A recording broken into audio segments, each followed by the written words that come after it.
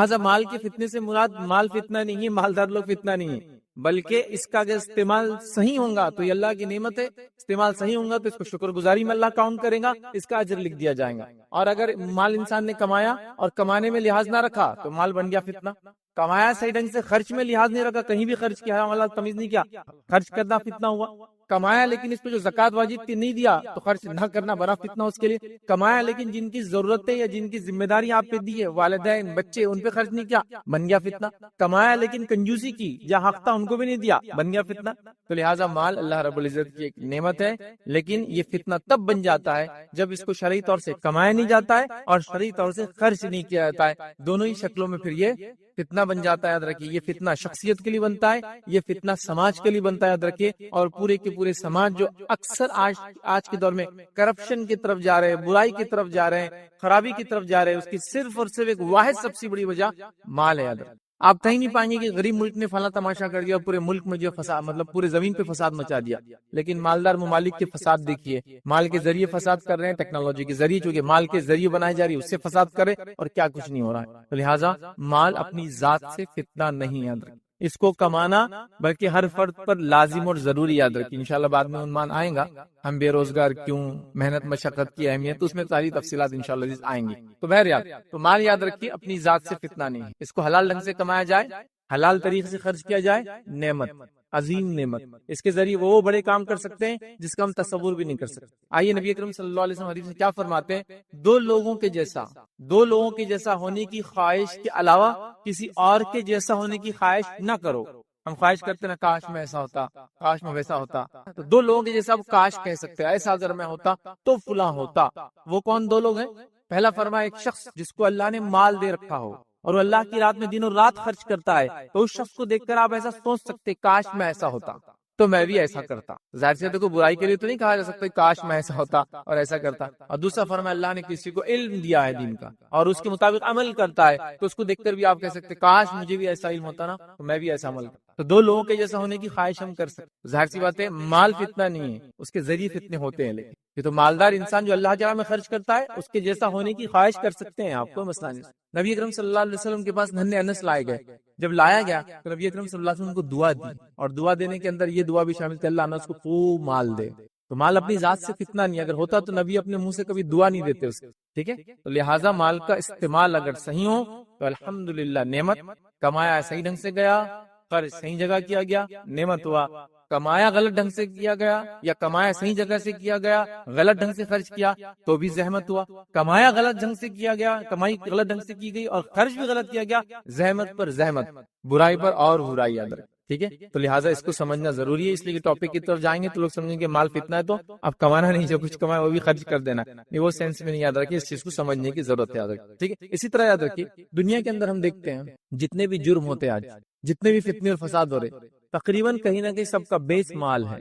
لوگوں کے پاس چوری کر رہے ہیں، بیس مال ہے، ڈاکے ڈالے جا رہے ہیں، بنیاد مال ہے، لوگ دھوکہ دے رہے ہیں کس وجہ سے، آپ کو آپ کا مال ہڑپنے کے لیے، لوگ جھوٹی قسمیں کھا رہے ہیں کیوں، اپنا مال بیچنے کے لیے۔ تو گویا مال یاد رکھیے دنیا میں ایک بڑے فتنوں کا باعث بنا، یاد رکھیے، کیونکہ اس کے حاصل کرنے کے لیے لوگوں نے جب شرعی حدود کو چھوڑ دیا، حلال حرام کی تمیز کو چھوڑ دیا، تو مال پورے کے پورے سماج کے لیے آج یاد رکھیے ایک فتنہ جو ہے بن چکا ہے، یاد رکھیے۔ اب آئیے اپنے عنوان کی طرف پڑھتے ہیں کہ مال فتنہ کیسے ہو سکتا ہے، کیا کیا شکلیں ہو سکتی اس میں فتنہ ہو، اور مال کے بارے عموماً ان جنرل کچھ باتیں آخر میں انشاءاللہ جس میں رکھوں گا۔ اس سے پہلے کہ ٹاپک کی طرف بڑھوں، ایک جس کو ہم کہتے ہیں ایک باٹم لائن جس کو بولتے ہیں، ایک بنیادی اگر بات بول دوں جو پورے لیکچر کا جسٹ ہے وہ یہ ہے، یاد رکھیے کہ مالدار کو خرچ کیے بغیر نجات نہیں ہے۔ یہاں سے ہم بات کو شروع کریں گے، یہ بالکل جسٹ ہے پورے لیکچر کا۔ مال ایک نعمت اللہ کی، لیکن اس نعمت کا فائدہ تبھی ہو سکتا ہے جب یہ اللہ کی راہ میں خرچ ہو۔ تو مالدار کو خرچ کے بغیر نجات نہیں ہے، چونکہ غریب کے پاس مال نہیں ہے تو خرچ بھی نہیں کرنا، پوچھ بھی نہیں ہے، تو اس کی نجات اس پہ تو ڈیپینڈ نہیں ہے۔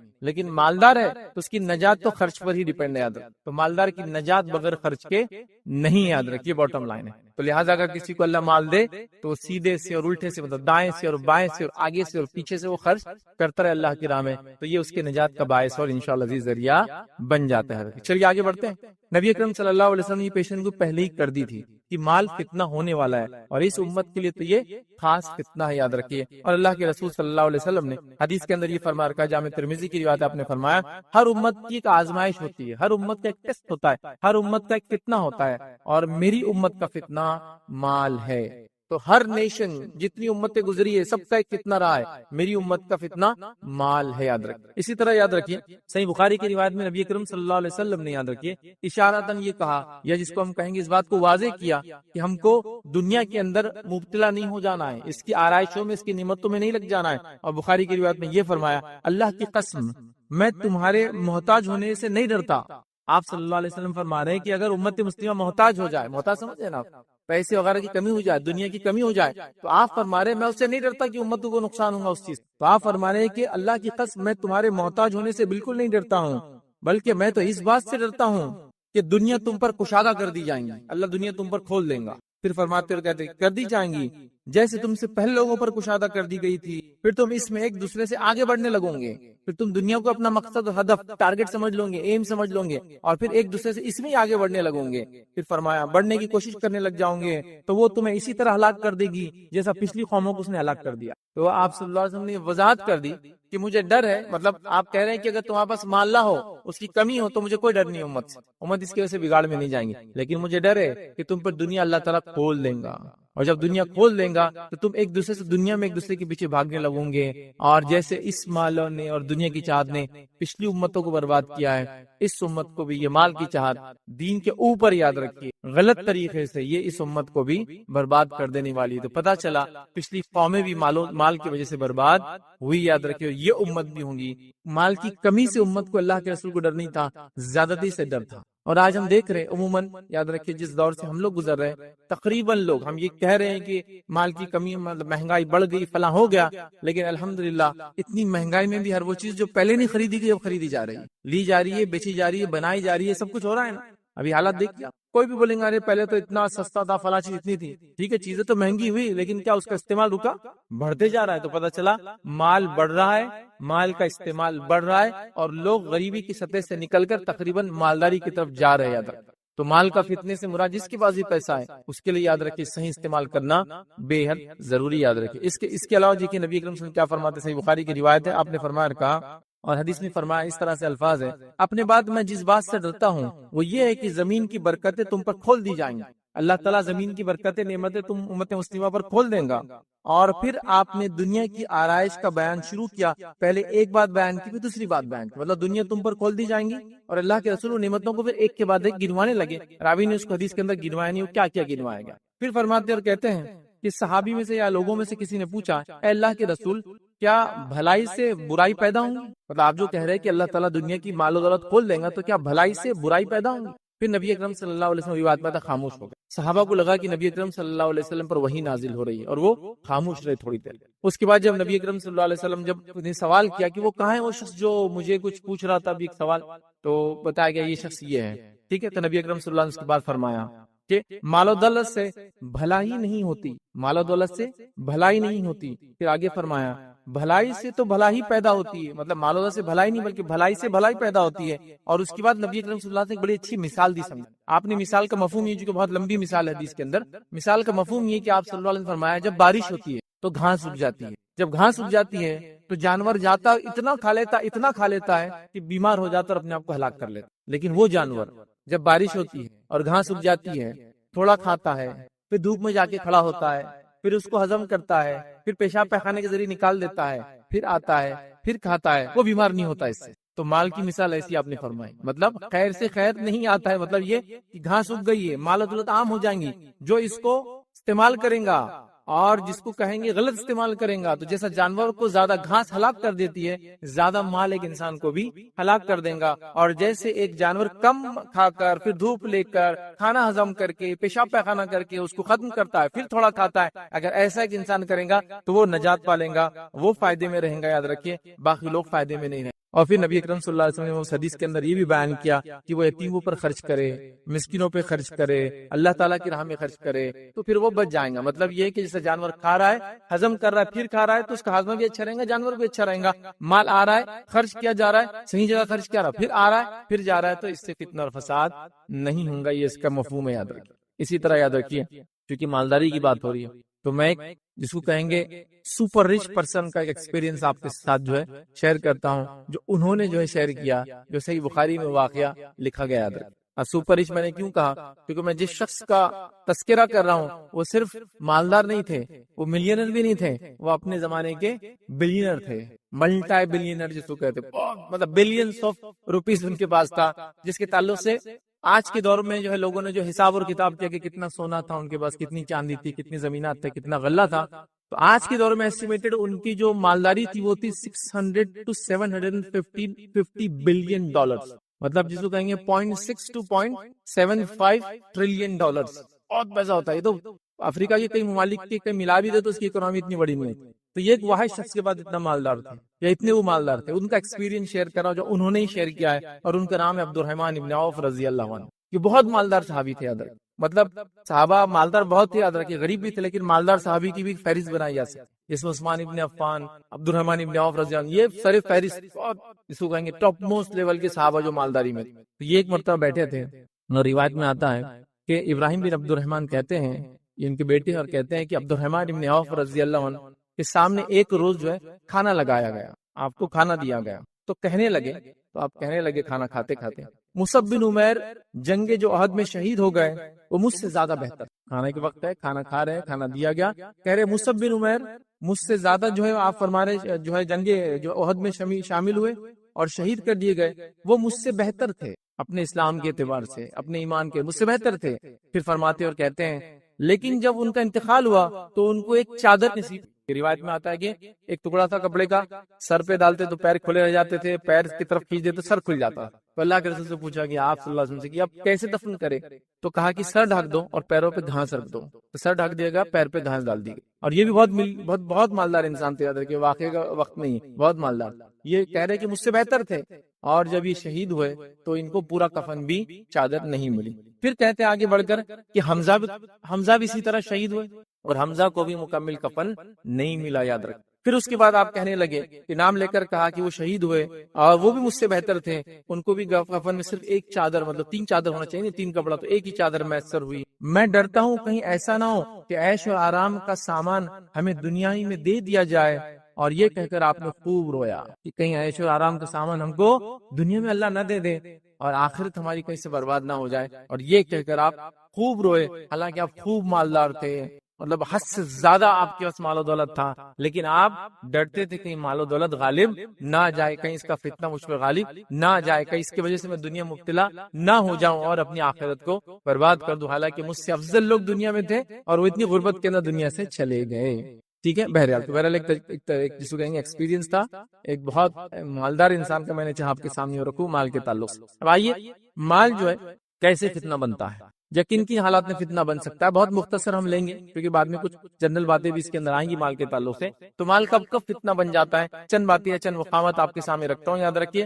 سب سے پہلے مال فتنہ کب بنتا ہے اور کن لوگوں کے لیے بنتا ہے؟ جب مال کی محبت اللہ اور اس کے رسول کی محبت سے ایکسیڈ کر جاتی ہے، مال فتنہ بن جاتا ہے۔ مال کی محبت دلوں میں اتنی زیادہ آ جاتی ہے کہ پہلے مال کا خیال آتا ہے، پھر دین و ایمان کا خیال آتا ہے۔ جیسا مثال کے طور پر میں نے یہ پروڈکٹ بنا دیا، اب پبلک میں بیچنا ہے، ارے بھائی پروڈکٹ لیکن حلال نہیں ہے، ارے بعد میں سوچیں گے نا، پہلے بیچو۔ تو آپ نے اللہ اور اس کے رسول کی تعلیمات بعد میں، پہلے مال پیسہ آنے دو، پہلے بعد میں ساری چیزیں دیکھیں گے کیا ہوتا ہے، کس کو نقصان ہوتا ہے، کون مرتا ہے، کون جیتا ہے، پہلے پیسہ آنا چاہیے۔ تو جس نے پیسے کو اپنا معبود بنا لیا، عام زبان میں کہوں گا، پیسے کو کتاب و سنت پہ مقدم رکھا، مطلب قرآن و حدیث پہ مقدم رکھا، اللہ اور اس کے رسول سے زیادہ محبت اس سے کی کہ اس کے مطابق ساری چیزیں ہوں گی، جو یہ جس کے ذریعے آئیں گا اس کے ذریعے ہم کام کریں گے، یہ جس سے دور ہو رہا ہم بھی وہ کام کو چھوڑ دیں گے، پیسہ جو بولیں گا وہ کریں گے، پیسہ جہاں سے آئیں گا وہیں کریں گے۔ تو یاد رکھیے، یہ سب سے پہلی وجہ ہے جس کی وجہ سے مال فتنہ بن جاتا ہے، جب اللہ اور اس کے رسول کی محبت سے زیادہ مال کی محبت دلوں میں ہو جاتی ہے۔ اور یہ میں افسوس کے ساتھ کہہ رہا ہوں، ہم لوگوں کے دلوں میں، یاد رکھیے، آج مال کی محبت سب سے افضل محبت ہے۔ ارے بھائی فلاں چیز آپ کر رہے ہو لیکن وہ زمین صحیح نہیں ہے، وہ فلاں کا حق تھا، وہ یہ کی گئی نہیں، وہ سب جانے دو، اس سے فلاں ہو رہا ہے نا تو مجھے کرنا ہے۔ ارے آپ جو وہاں سے وہ کر رہے ہیں لیکن وہ آپ کا حق نہیں، آپ کیسے لے رہے؟ بس پیسہ آ رہا ہے نا تو مجھے کوئی لینا دینا نہیں، اسے بہنوں کا حق جا رہا ہے یا میری پھوپھیوں کا اب تک حق نہیں ملا وراثت، مجھے کوئی پرواہ نہیں، وہ دولت میرے پاس آنا چاہیے تو بس یہ میرے لیے کافی ہے، باقی سب دیکھا جائیں. سمجھے آپ؟ تو یہاں اللہ اور اس کے رسول کی تعلیمات سے زیادہ آپ کس کو ترجیح دے رہے ہیں؟ مال کو دے رہے ہیں. تو یہ مال پھر ہو گیا سب سے پہلی وجہ، یہ فتنہ بن گیا ہمارے لیے. تو مال فتنہ نہیں ہے، لیکن وہ لوگ جو مال کو اللہ اور اس کے رسول سے زیادہ چاہتے ہیں.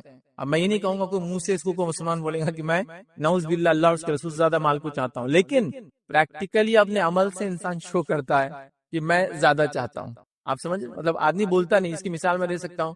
آپ نے کسی کو ادھار دیا، آپ مانگنے گئے اور اس کو دینا نہیں ہے لیکن وہ بولنا بھی نہیں چاہتا تو کیا بولتا آپ سب کو بتائیں؟ ارے انشاءاللہ دے دوں گا نا، کہاں جا رہے بات کر. لیکن سالوں سال صرف یہی بول رہا ہے، اس کو دینا نہیں ہے لیکن یہاں منہ سے بولتا ہے کہ میں نہیں دینا چاہتا ہوں. ارے ارے بھائی کیسا نہیں دیں گے آپ کا پیسہ، اتنا حق حلال کا آپ نے کمایا، دینا ہی ہے. پتا چلا 50 لوگ آ کے اس سے مانگتے اور 50 کو یہی بولتا ہے تو دینا نہیں ہے، تو یہاں بولتا نہیں ہے. تو کوئی مسلمان نہیں کہیں گا میرے دل میں اللہ اور اس کے رسول سے نعوذ باللہ زیادہ محبت، مال کی محبت ہے. لیکن پریکٹیکلی عمل سے پتا چلتا ہے اتنی زیادہ گھر کر گئی ہے کہ زکات نکالنے کو مشکل نظر آ رہا ہے. زکات تو مال کا سب سے پہلا حق، یاد رکھیے، واجب اور فرض یہ مالی عبادت ہے، یاد رکھیے. صدقات اس کے بعد نفلی عبادت ہے، یاد رکھیے. لیکن وہ بھی نکالنا مشکل جا رہا ہے، یاد رکھیے. اس کو بھی ہیلے اور بہانے تلاش کیے جا رہے ہیں، یاد رکھیے. اور عجیب و غریب چیزیں بہرحال ہو رہی ہے. تو یہ مال ایسے شخص کے لیے پھر فتنہ بن جاتا ہے، یاد رکھیے. اور اللہ رب العزت نے جو میں نے شروعات میں آیت تلاوت کی یہی فرمایا کہ تمہاری اولاد اور تمہارا مال تمہارے لیے آزمائش ہے، ایک ٹیسٹ ہے، ایک فتنہ ہے. تو اللہ اس کے رسول سے زیادہ مال کی محبت دلوں میں آج کل ہمارے ہو گئی، یاد رکھیں. آئیے صحیح مسلم کی روایت ہے، نبی اکرم صلی اللہ علیہ وسلم فرماتے اور کہتے ہیں اگر ابن آدم کے لیے سونے کی ایک وادی دے دی جائے. اس میں اللہ کے رسول مال کی محبت بتا رہے ہیں کیسی ہوتی ہے، وہ کیسا گھر کر لیتی ہے اور کتنی عجیب ہوتی ہے. اگر ابن آدم کے لیے سونے کی ایک وادی ہو تب بھی وہ دوسری وادی کی خواہش کریں گا، دوسری ہونا چاہیے. پھر فرماتے ہیں اور اس کا منہ مٹی بھریں گی اور اللہ تعالی رجوع کرنے والوں ہی پر رجوع فرماتا ہے. تو یہاں آپ نے فرمایا کہ جب ابن آدم کو ایک وادی مل جائیں گی سونے کی تو وہ خواہش کرے گا کاش کی دوسری وادی ہو جائے. اور یہ آدمی فیل کر سکتا ہے میں نے فلاں ٹارگٹ سیٹ کیا تو اپنے لائف میں اتنا اچیو کروں گا، وہ ہو گیا تو اب اس سے ڈبل کر لیتا ہوں، وہ ڈبل ہو گیا اس کو ڈبل کرتے چلے جاتا ہوں، ہے نا. تو فلاں چیز فلاں، یہ خواہش کبھی ہوتی نہیں. اللہ کے صرف ہمارے خبر کی مٹی جو منہ میں جائیں گی نا بس تبھی اس کی خواہشات ختم ہوں گی. تو پتہ چلا مال کی خواہش ہماری فطرت میں ہے اور وہ بہت شدید ہو جاتی ہے. تو لہٰذا کس کا کام ہے اس کو کنٹرول کرنا؟ میرا اور آپ کا کام ہے کہ اس کو ہم کنٹرول کرے، نفس کو دبائے. مال کے پیچھے پڑھ کر اللہ اور رسول کی تعلیمات کو ہم کہیں چھوڑ تو نہیں، یہ دیکھنا ضروری ہے. دوسری روایت صحیح مسلم کی یہ بھی یاد رکھیے، اس میں اللہ کے رسول صلی اللہ علیہ وسلم فرماتے اور کہتے ہیں بوڑھے آدمی کا دل دو چیزوں کی محبت پر جوان ہی رہتا ہے ہمیشہ. بوڑھے آدمی کا دل بھی دو چیزوں کی محبت میں ہمیشہ جوان رہتا ہے. کیا فرماتے ہیں؟ دو چیزیں کون کون سی آپ فرماتے ہیں؟ زندگی کی چاہت اور مال کی چاہت. یہ دونوں چیزوں پہ وہ جوان ہو جاتا ہے. مطلب ایک آدمی بوڑھا ہو جائے تب بھی دو چیزوں کی اس کی خواہش ہمیشہ جوان رہتی. ایک کی مال کماتا جاؤں اور میری جوانی واپس آ جائے، عمر پیچھے چل جائے یا عمر رک جائے. یہ دو خواہشیں اس کے اندر تب بھی رہتی ہے. تو پتہ چلا یہ خواہش ہمارے دل میں ہوتی ہے، مال کی محبت ہمارے دل میں ہے، ہم کو اس کو کنٹرول کرنا ہے، اس کو لمٹ میں لانا ہے، اس کی حق ادا کرنا ہے، اس کے ذریعے اپنی نفس کو ہلاکت سے بچانا ہے، نہ کہ اس کے ذریعے ہلاکت میں ڈالنا. یاد رکھیے اس بات کو ہم سمجھے. تو پہلی چیز اللہ اور اس کے رسول سے زیادہ مال سے محبت کرنا ہلاکت کا باعث. دوسرا یاد رکھیے ہلاکت کا باعث مال کب بنتا ہے، وہ یہ یاد رکھیے حلال اور حرام کی تمیز کے بغیر مال کمانا. الحمدللہ اس پہ ایک پورا ٹاپک ہم نے رکھا ہے، حرام مال جس کو حلال سمجھ کے کمایا جا رہا ہے. بہرحال تو حلال اور حرام کی تمیز کیے بغیر مال کو کمانا، یہ مال بھی فتنے کا باعث ہے، ہلاکت کا باعث. مطلب انسان ارن کر رہا ہے لیکن وہ بغیر سوچے سمجھے کہ میں کہاں سے آ رہا ہے، کیسے آ رہا ہے، وہ کوئی چیز سوچنا نہیں، بس آ رہا ہے تو آنے دو. اس معاملے میں کوئی سوچ وچار کرنے کی ضرورت نہیں.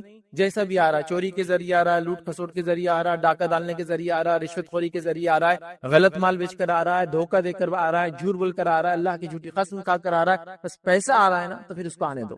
بغیر حلال اور حرام کی تمیز کیے کہ مال کو حاصل کرنا یہ فتنہ ہے، یہ میرے اور آپ کے لیے ہلاکت کا باعث ہے. اور اکثر ہمارے یاد رکھی محنتیں ہو رہی ہے لیکن رانگ ڈائریکشن. میں آپ کو اگر سوال کروں کہ ایک دروازہ جس پہ پل لکھا ہوا ہے ٹھیک اور اس کو پوری رات بھی پش کریں گے تو اس سے کچھ فائدہ ہوگا نہیں ہونے والا ہے.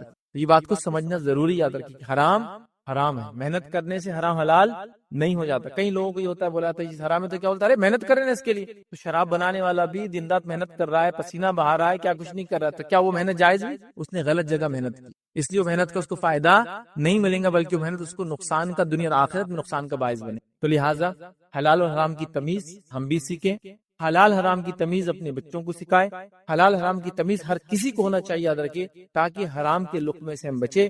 حرام کا لقمہ یا حرام کمائی بہت نقصان کرتی ہے, یاد رکھیے. ایک تو فتنہ تو بن جاتی ہے اور اتنا نقصان کرتی ہے کہ اللہ رب العزت ہماری دعاؤں کو بھی قبول نہیں کرتا. صحیح مسلم کی روایت ہے, نبی اکرم صلی اللہ علیہ وسلم فرماتے ایک شخص ہے اور وہ گم گیا, کچھ نہیں اس کے پاس, مطلب آدمی کی حالت کیا ہوگی, اور اس کے سر کے بالوں میں اور داڑھی میں سب دھول بھر گئی. پاکستان میں دھول بہت اڑتی ہے, دھول بھر گئی, پراگندہ اس کے سر کے بال اور داڑھی کے بال ہے, اور وہ اپنے دونوں ہاتھ کو اٹھا کر یا رب دعا کرتا ہے, اے میرے رب, اے میرے, مطلب مدد کی گہار لگاتا ہے کہ میری مدد.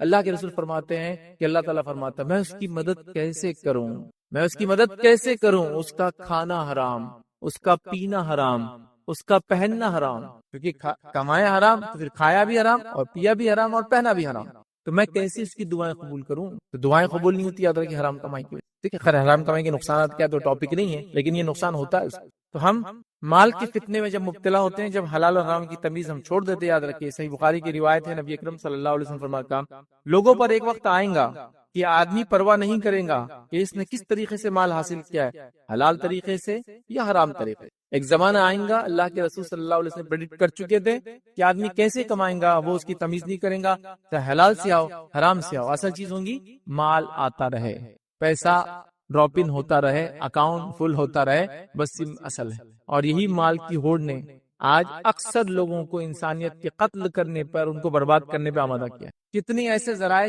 جو حرام ہیں لیکن وہ مسلمانوں میں اس کو بیچا جا رہا ہے, اس کو بنایا جا رہا ہے, اس کو کھایا جا رہا ہے, اس کو پیا جا رہا ہے, اور کرنے والے کو نصیحت کر دو, کہتا نہیں بھائی پیسے آ رہا نا جب تک تو چیزیں چلنے دو, بعد میں دیکھا جائے گا. یا پھر ایک غلط سوچ, اس سوچ کا ازالہ بھی کرتا ہوں, یہ ہے کہ اگر میری انکم حرام ہے اور میں اس کو زیادہ سے زیادہ اللہ کی راہ میں خرچ کروں تو وہ کمپنسیٹ ہو جائیں گی.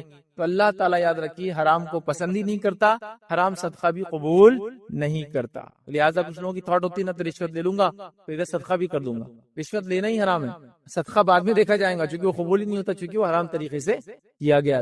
یہ بات سمجھنا ضروری, یاد رکھیے. یہ دو شخص تھے, آگے ایک انار لے کر ایک شخص جا رہا تھا, تو ایک شخص نے کیا کیا, انار کی ٹوکری میں سے ایک انار اٹھا لیا, اور دوسرے شخص نے کہا بھائی یہ تو چوری ہے, آپ نے انار اٹھا لیا. تو کہا ارے دیکھو ابھی کیا کرتا ہوں. اچھا کیا کرتے, آگے جا کے اس نے فقیر کو دیا اور کہا دیکھو یہ فقیر کیا انار لے کر کھا سکتا تھا, نہیں نا, تو میں نے اس کی مدد کی. لیکن انہوں نے کہا یہ تو ٹھیک ہے تم نے اس کی مدد کی, لیکن پہلا جو کام کیا چوری, وہ تو حرام ہے نا. ہم کیا کر رہے ہیں, نہیں ٹھیک ہے حرام تو ہے لیکن اس کو ایڈجسٹ کر لیں گے, نہیں وہ تو ٹھیک ہے اللہ کی راہ میں خرچ کر دیں گے, مسجد تعمیر کر دیں گے. کیسا ہوں گی مسجد تعمیر, کیسے آپ کسی یتیم اور غریب کو پیسہ دے سکتے, وہ قبول ہی نہیں ہوتا ہے. ٹھیک ہے اس کو تو اس کا فائدہ ہو جائے گا, لیکن آپ کا جو ہے صدقہ قبول نہیں ہوا, یاد رکھیں. تو لہٰذا حلال اور حرام کی تمیز کے بغیر مال کمانا, یہی مال یاد رکھیے میرے اور آپ کے لیے فتنے کا باعث بنتا ہے, یاد رکھیے. اسی طرح یاد رکھیے مال, یاد رکھیے جو ہلاکت کا باعث بنتا ہے, جو فتنہ بنتا ہے, اس میں تیسری شکل یاد رکھیے فضول خرچی کرنا. ٹھیک ہے, ایک انسان نے حلال ڈھنگ سے کمایا, رائٹ سورسز سے اس نے ارن کیا, لیکن اسپینڈنگ, ہم مسلمانوں میں سے میں یہ تو نہیں کہوں گے اکثر لوگ حرام کماتے ہیں, الحمدللہ امت بہت سوچ سمجھ کے کماتی ہے, لیکن آج جو جگہ خرچ ہو رہا ہے وہ بغیر سوچے سمجھے خرچ ہو رہا ہے. یہاں تو اسپینڈنگ میں تو حرام میں ہم جا رہے ہیں. ٹھیک ہے, میں نے بہت محنت سے ارن کیا, محنت سے کمایا, الحمدللہ بہت اچھی بات ہے, لیکن خرچ میں ہم بالکل نہیں سوچ رہے. ایک قلیل تعداد جو حرام کما رہی ہے, حلال اور حرام دونوں جگہ خرچ کر رہی ہے, لیکن ایک بڑی تعداد جو الحمدللہ حلالی کما رہی ہے لیکن خرچ میں کوئی تمیز نہیں کر رہی ہے. تو یاد رکھو جیسا حلال کمانا ضروری ہے ویسے حلال خرچ کرنا بھی ضروری. تو آج خرچ صحیح جگہ نہیں کیا جا رہا ہے, عام زبان میں فضول خرچی میں ڈالا جا رہا ہے, اور نہ جانے کہاں کہاں یاد رکھیے کن جگہوں پر مال کا استعمال ہو رہا ہے, اور یہ مال میرے اور آپ کے لیے یاد رکھیے ہلاکت کا باعث بن جا رہا ہے. یاد رکھیے اللہ رب العزت نے قرآن میں فرمایا اور کہا, سورہ اعراف سورہ نمبر 7 آیت نمبر 31 میں اللہ فرماتا اور کہتا ہے کلوا واشربوا ولا تسرفوا. اللہ فرماتا اور کہتا ہے کھاؤ اور پیو اور اسراف مت کرو, بیجا خرچ مت کرو. ٹھیک ہے, اللہ تعالیٰ بیجا خرچ کرنے والوں کو پسند نہیں کرتا. تو بیجا خرچ کرنا, اسراف کرنا شریعتاً حرام ہے. تو ایسے لوگوں کے لیے بھی مال فتنہ بن جاتا ہے جو الحمدللہ ارننگ تو حلال جگہ سے کر رہے ہیں لیکن اسپینڈ کے اندر, خرچ کرنے کے اندر کوئی تمیز نہیں رکھ رہے ہیں, اور جہاں چاہے وہاں خرچ کر رہے ہیں. میں تو اتنی مثالیں اس کی آج دے سکتا ہوں, بس جہاں چاہے من مانے ڈھنگ سے خرچ کر رہے ہیں. مطلب جس کو میں کہوں گا جو نہیں ہے وہ بھی خرچ کر رہے ہیں. فضول خرچی تو تب ہوں گی جب ہے اور خرچ کر رہے ہیں, حال یہ ہے جو نہیں ہے وہ بھی خرچ کر رہے ہیں. نہیں ہے سے مراد کیا ہے, ادھار لے لیا اور خرچ کر رہے ہیں. وہ کریڈٹ کارڈ اور لے لیے، اب وہ خرچ کرتے وقت بہت اچھا لگتا ہے، اس میں جو کچھ جیب سے تو کچھ جاتا نہیں، بوٹی کوڑی دیتے وقت تو اصل نوٹیں لگتی جو اندر ڈالنا پڑتی لے جا کے مشین میں یا بینک میں جمع کرنا پڑتی، تب پھر خلائی کھل جاتی، پھر ایک کارڈ سے دوسرے کارڈ پہ، دوسرے کارڈ کا تیسرے کارڈ سے پیمنٹ چل رہا ہے، اس کا نکال کے اس کو دیا جا رہا ہے، یہ سب تماشا چل رہا ہے پورے ماحول میں۔ کیوں؟ فضول خرچی، اسراف، غلط جگہ خرچ کرنا، حرام چیزوں پہ خرچ کرنا، کبھی کبھار حلال چیزوں پہ خرچ کرنا، لیکن اتنا انلمیٹڈ خرچ کرنا وہ بھی مسئلہ ہو جاتا ہے ادھر۔ اور فضول خرچی میں ہم میں سے کوئی بھی آج بچا نہیں ہے، اتنا زیادہ ہو گیا، اتنا زیادہ ادھر جہاں خرچ کرنا ہے وہ محتاج تو بھی انتظار ہی کر رہے ہیں کہ بھائی کچھ ہو جائے تو ہمارا بھی بیڑا پار ہو جائے، اللہ نے جو مالداروں کے دولت میں ہمارا بھی حق رکھا ہے تو کچھ اس میں سے مل جائے۔ اور ہم لوگوں کا حال یاد رکھیے کہ اسراف کر کر کے، پیسہ خرچ کر کر کے پریشان ہے، اور اس میں دوڑ بھی لگی ہے، سب کی دوڑ ہے نا، کیونکہ آپ نے خرچ کیا تو میں پیچھے کیسے رہ سکتا ہوں، میں بھی تو اتنا ہی کرتا ہوں جتنا آپ کماتے ہیں، اور پھر میں بھی وہ کرنے کے چکر میں لگاؤں۔ لیکن میں نے یہ نہیں دیکھا کہ فلاں آدمی نمازی ہے، نمازوں میں اتنا آگے ہے، صدقہ کرتا ہے، صدقات میں اتنے آگے، تو میں بھی اس سے آگے جاؤں۔ وہاں میرا کوئی کمپٹیشن نہیں ہے، میں اس سے کمپیٹ بھی نہیں کرنا چاہتا ہوں، اور وہ میرے ایریے سے باہر ہے، میرا کمپٹیشن ان سے، جس نے گاڑی پہ دوسری گاڑی تو میں بھی ایک گاڑی لوں اور دوسری کی تیاری، گھر پہ دوسرا گھر بنایا تو میں بھی دوسرا گھر بناؤں گا، مالے پہ دوسرا مالا چڑھایا تو میں بھی ایک مالا چلاؤں گا، یہ میرا کمپٹیشن ہے۔ اور اس میں پھر کوئی حلال حرام کی تمیز نہیں ہے، پیسہ کہاں سے آ رہا اس کی تمیز نہیں ہے، اگر صحیح جگہ سے آ رہا تو کہاں خرچ ہو رہا اس کی تمیز نہیں ہے، اور عجیب و غریب یاد رکھے دنیا میں لوگوں کا حال ہے۔ میں گزارش یہ کر سکتا ہوں، دیکھیے ایک تو وہ ہے جس کو اللہ نے مال و دولت دے رکھا ہے اور وہ اپنے نفس پہ خرچ کرتا ہے، تو شریعت اس کو پکڑ نہیں کرتی، لیکن اس شخص کو بھی میں نصیحت کروں گا، اگر اس میں سے بھی وہ زیادہ اپنے اوپر نہ خرچ کرتے ہوئے ان مصارف پہ، ان جگہوں پہ خرچ کرے جہاں مستحقین اور لوگ ضرورت مند ہے، تو اس کے لیے سونے پر سہاگا ہے، ایک تو کمایا بھی حلال، خرچ بھی حلال کر رہا ہے، لیکن حلال خرچ میں سوچ رہا ہے کہ نہیں یہاں نہیں کرتا ہوں، چلو اس کو دے دیتا ہوں، اس کا بیڑا پار کر دیتا ہوں، اس کی مدد کر دیتا ہوں، یہ چیز بنا دیتا ہوں، یہ کر لیتا ہوں، دنیا اور آخرت میں کام آئیں گے انشاءاللہ، یہ کرتا ہوں، یہ اس کے لیے افضل اور بہتر ہے، یاد رکھے۔ لیکن ٹھیک ہے، اس کے لیے جائز ہے، اگر وہ خرچ کرنا چاہے اپنے نفس پر تو وہ کر سکے، لیکن دوسرا وہ انسان جو کما نہیں رہا ہے اتنا، پھر وہ ادھار لے کر یہ کام کرتا ہے، تو یہ مال تو یقیناً اس کے لیے بہت بڑا فتنہ بن جاتا ہے۔ اور آج کل یہ ہو رہا ہے کہ وہ فلاں شخص نے کیا تو میں کر رہا ہوں، دیکھیے اس کی انکم الگ ہے، وہ اللہ نے اس کو مال و دولت دے رکھا ہے، وہ جہاں یہاں خرچ کرتا ہے تو اللہ کی راہ میں بن مٹی کئی جگہ خرچ کرتا ہے، تو تم ایسا اس کے ساتھ کمپیٹ کر ہی کیوں رہے ہو؟ ابھی ایک نیا فلسفہ چلا ہے، فلسفی چلی، وہ کیا ہے کہ اللہ تعالیٰ نے اگر سب کو برابر بنا دیا ہوتا تو کتنا اچھا ہوتا تھا نا، تو یہ مسئلے ہی نہیں ہوتے تھے، غربت اور مالداری اور فلاں اور فلاں۔ تو آئیے میں چھوٹی سی بات آپ کو بتاتا ہوں کہ اللہ تعالیٰ اگر سب کو برابر بنا دیتا، کچھ لوگ کبھی کبھار تو نعوذ باللہ کوستے بھی تقدیر کو، کیا اللہ تعالیٰ نے ایسا کیا، تو اگر سب کو برابر بنا دیتا کیا دنیا میں حال ہوتا؟ اس کے لیے میں ایک چھوٹی سی مثال دوں گا۔ بہت پہلے جب میں چھوٹا تھا تو ایک کارٹون میں نے دیکھا تھا، اس کارٹون کی مثال دیتا ہوں، اس میں ایک اچھا واقعہ بتایا تھا، اس میں ایک جن رہتا، کارٹون ہے میرا، جن رہتا اور جن کے ساتھ اس کا ایک دوست رہتا طوطا۔ اب ہوتا یہ کہ وہ جن اور طوطا اچھے دوست رہتے تھے، ایک بار طوطا بولتا تیری جو طاقت ہے اتنی زیادہ ہے، اگر میرے پاس ہوتی نا تو میں تو فلاں فلاں فلاں فلاں کر دیتا ہوں۔ جن احساس کمتری میں آ جاتا ہے اور اپنی طاقتیں تھوڑی ایک دن کے لیے طوطے کو دے دیتا ہے، جاؤ جو کرنا ہے کرو۔ اب طوطے میاں نکلتے ہیں اور بس جادو کی چھڑی، لوگ آتے پیسہ چاہیے پیسہ چاہیے، اتنا پیسہ کیوں بولتے شہر میں پیسہ برس جائے تو ہیرے برس رہے، موتی برس رہے، پیسے برس رہے، لوگ اس کو لوٹ رہے۔ اب یہ ہو گیا تھوڑے دن، ایک دو گھنٹے بعد ایک آدمی آتا بیمار رہتا ہے، بھائی میرے گھر میں بیمار ہے، کوئی اس کو اٹھا کے لے کے چلو، تو دوسرا بولتا میں بھی تو تیرے اتنا مالدار ہوں، ہر آدمی ایسا پیسے ہاتھ میں سونا چاندی ہیرے لے کے گھوم رہا ہے ایک کپڑا خریدنے، لیکن وہ بولا اب 2 لاؤ ایسے بھر، کیونکہ کیا ہو گیا، پیسہ ڈی ویلیو ہو گیا، پیسے کے عام ہونے سے اس کی ویلیو ختم ہو جاتی، معلوم اس کا ٹیسٹ ختم ہو جاتا ہے، اس سے دنیا چل ہی نہیں سکتی ہے، یہ سسٹم دنیا کا چلیں گے نہیں جب تک مالدار اور غریبی والا سسٹم نہیں چلے گا۔ یہ اللہ نے اپنے حکمت سے بنایا ہے، غریب کو غریب اس کے گناہوں کی وجہ سے نہیں بنایا، اور مالدار کو مالدار اس کے نیکی کی وجہ سے نہیں بنایا، دونوں کو ایک دوسرے کے ٹیسٹ بنایا، مالدار سے غریبوں کو ٹیسٹ کر رہا ہے، غریبوں سے مالدار کو ٹیسٹ کر رہا ہے، یہ اس کی ٹیسٹنگ ہے۔ یہ سب مالدار ہو گئے تو پھر اس کے بعد پورے شہر کے لوگ جمع ہوتے اور طوطے کو اتنا مارتے اور اس کو بولتے واپس جس کے پاس صلاحیت تھی جن کی اس کو دے دو، اور جن پھر اس کو واپس کی صلاحیت مل جاتی، تو گویا ایسا ہو ہی نہیں سکتا ہے دنیا میں۔ تو اب اصل چیز تو یاد رکھیے، خرچ ریکویسٹ کروں گا خرچ کو صحیح، اللہ نے دیا بھی ہے تو احتیاط کر کے اپنے لمٹ میں رہ کر آس پاس کے حالات کو دیکھتے ہوئے زیادہ سے زیادہ اس پہ خرچ کرے، لیکن جائز ہے، میں سے انکار نہیں کروں کہ آپ مالدار ہیں تو آپ کے لیے خرچ کرنا جائز، لیکن فضول خرچی سے بچنا بے حد ضروری۔ اب فضول خرچی کی بات ہے تو یہاں یہ بات ہی بتا دو، فضول خرچی کا پیمانہ سب کے لیے برابر نہیں ہوتا۔ اگر آپ پوچھیں گے فیض بھائی 100 روپے خرچ کرنا فضول خرچی ہے کہ ہوٹل میں جا کے، تو کسی کے لیے ہاں بھی ہو سکتا ہے اور کسی کے لیے میں نہ بھی جواب دے سکتا، کیونکہ فضول خرچی کا پیمانہ اس کے انکم پر اور اس کی حیثیت پر ڈیپینڈ ہے۔ جیسے مثال کے طور پر ایک مالدار انسان 5 اسٹار ہوٹل میں جائے 10,000 کا کھانا کھائے، کبھی کبھار اس کے لیے فضول خرچی نہیں ہو سکتی، سمپل نہیں ہو سکتی. لیکن وہیں میں پوری زندگی لگا دوں، اس کی ٹوپی اس کے سر پہ ڈالوں اور فلاں کروں اور پھر جا کے وہاں کھاؤں، یہ فضول خرچی میں آ گیا. تو آپ کہاں اس نے بھی 10,000 خرچ کیا، میں نے بھی 10,000 خرچ کیا، میرے 10,000 خرچ کرنے کو فضول خرچی میں کاؤنٹ کر رہے آپ، اس کے 10,000 کو جائز بول رہے. اللہ نے اس کو جو مال و دولت دی تھی وہ اس کے اعتبار سے خرچ کر رہا ہے. جیسا صحابہ میں ایسے صحابہ بھی تھے جن کی محلات تھے، ایسے صحابہ بھی تھے جن کی جھوپڑیاں بھی تھی، نہ انہوں نے ان کو تانا مارا نہ انہوں نے ان کو کچھ بولا، دونوں خوشی خوشی رہ رہے تھے. سمجھ رہے ہیں بات کو؟ تو لہٰذا جس کے پاس جو انکم ہے اس کی ویسی ایکسپینس رہیں گا، وہ مسئلہ نہیں. فضول خرچی یاد رکھیے اس کا پیمانہ ہر کسی سے بدلیں گا. تو آپ سمجھ لیجیے آپ کے لیے کیا فضول خرچی ہو سکتی ہے. جیسا سب کچھ لگا کے میں فلاں چیز لینا چاہتا ہوں، ایک گاڑی، سب کچھ زندگی کا لگا دیا اس کے لیے، اس کی کیا ضرورت ہے وہ بھی کسی اور کو بتانے کی؟ بڑا عجیب معاملہ ہے. تو فضول خرچی میں ہم لوگ بہت ایک دوسرے سے کمپیٹ کر رہے ہیں. میں گزارش کروں گا آپ نیکی میں کمپیٹ کریں، صحیح جگہ خرچ کرنے میں کمپیٹ کریں.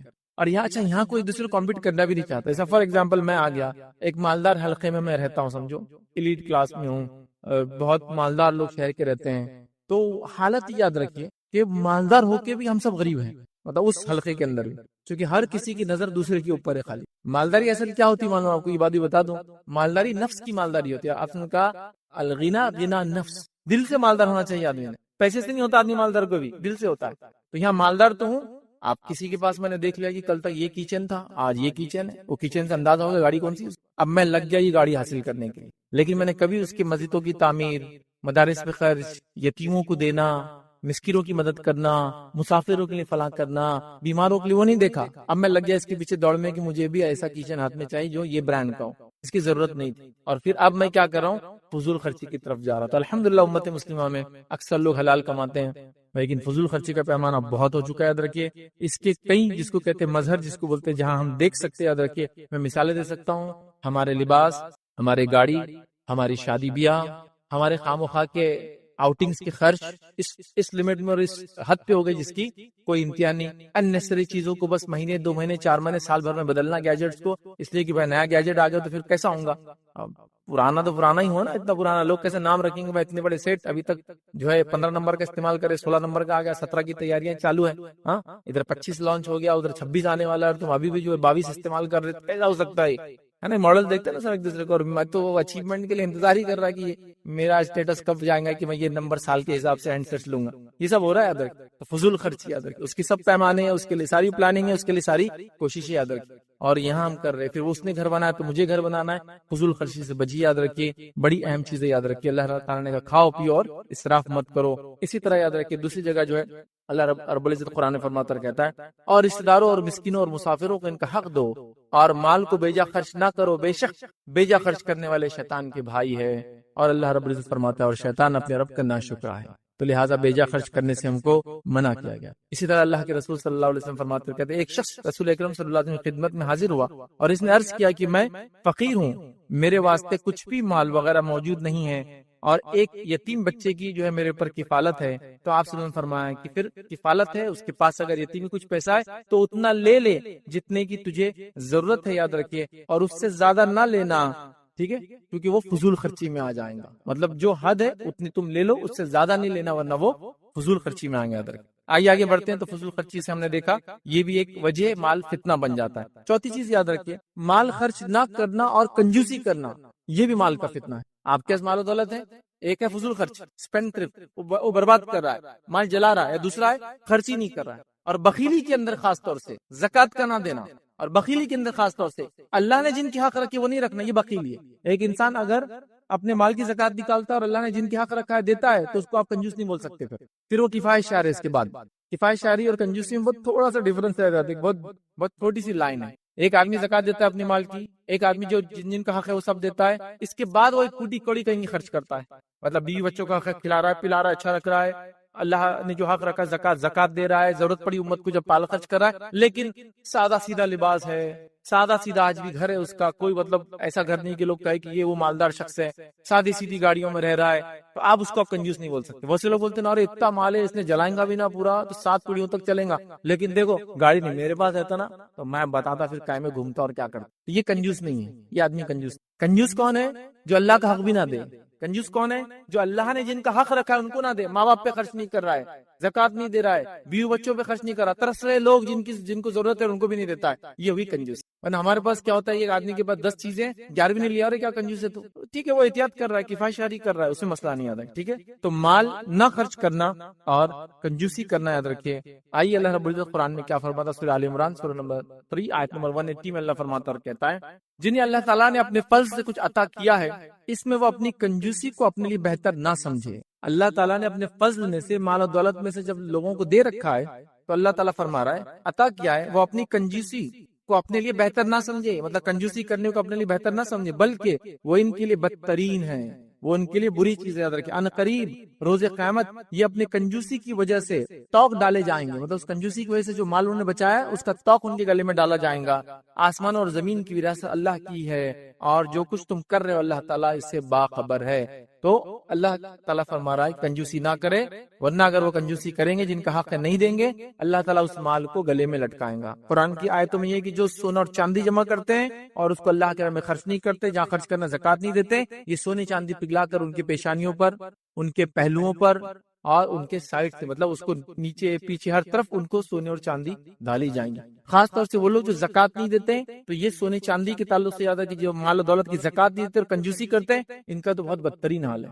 اور مال کی زکوٰۃ نہ دینا کنجوسی کی وجہ سے، کسی بھی اور وجہ سے، یاد رکھیے مال کی محبت کی وجہ سے، یہ تو اتنے بڑے فتنے کا باعث ہے کہ باقی سارے لوگوں کو عذاب حساب و کتاب کی بات ہونے والا ہے۔ لیکن جو زکوٰۃ نہیں دیتا تھا اس کا حال یہ ہوگا، جب حساب اور کتاب چلیں گا تو وہ 50,000 ایئرز تک اس کو عذاب دیا کنٹینیوس جاتا رہے گا، اور پھر اس کا حساب الگ ہونے والا۔ مطلب میں نے نماز نہیں پڑھی تھی، حساب و کتاب ہو رہا ہے، سزا مل رہی ہے۔ زکوٰۃ نہیں دی تھی تو حساب و کتاب لوگوں کا چالو ہے، جب تک لوگوں کا حساب کتاب چالو ہے تب تک بھی سزا مل رہی ہے۔ آنکھ تپایا جا رہا ہے، سونے اور چاندی کو پگھلا کر چہروں پر اور جسم پہ ڈالا جا رہا ہے۔ وہ جانور جن کی زکوٰۃ نہیں دی گئی، انسان کو لٹا دیا جائے گا، جانور موٹے تازے ہو جائیں گے اور اس پر اتنے 50,000 سال تک دوڑتے رہیں گے، اس کے اوپر سے دوڑیں گے۔ اور جانور کا آپ اگر بکری کا کھر بھی آپ کے پیر پہ لگ جائے نا کبھی، اتنی عجیب تکلیف ہوتی ہے، حالانکہ اس کا وزن زیادہ نہیں ہوتا، لیکن چونکہ وہ ماس بڑھ جاتا ہے، اس کا ویٹ پورا اتنے کھروں پہ رہتا ہے، تو وہ اس سے رونتے ہوئے جائیں گے۔ تو زکوٰۃ نہ دینے والا مال کی کنجوسی کی وجہ سے، یا جس کو ہم کہیں گے اس کا حق ادا نہ کرنے کی وجہ سے، اس کا تو حال یہ ہے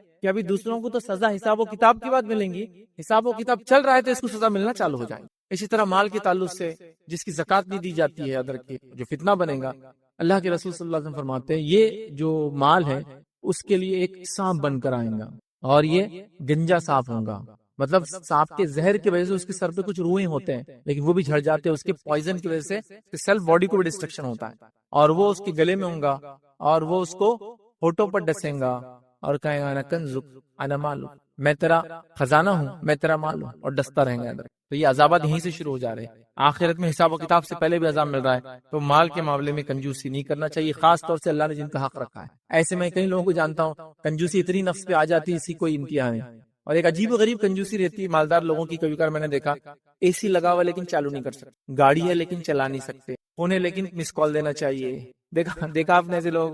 تو یہ تو ایک عجیب نیکسٹ لیول کی کنجوسی کہ اللہ نے سب کچھ دے رکھا لیکن اپنے نفس کو چھوڑ کے سب پہ خرچ کرنا ہے۔ پھر پتا چلا جناب ایسی کنجوسی کر کے چنے کھا کے زندگی گزار کر چلے گئے، بچوں نے ان کے مرتے 2 سال میں پوری وراثت کو آئٹا فش کر دیا۔ کیا فائدہ ہو اتنا کما کے؟ اپنے لیے استعمال کرتا مال، اپنے لیے فائدہ اٹھا لیتا، کنجوسی نہ کر کے جہاں جہاں خرچ کرنا دے دیتا، دے کے اپنے لیے تیاری کر لیتا، آخرت کی تیاری۔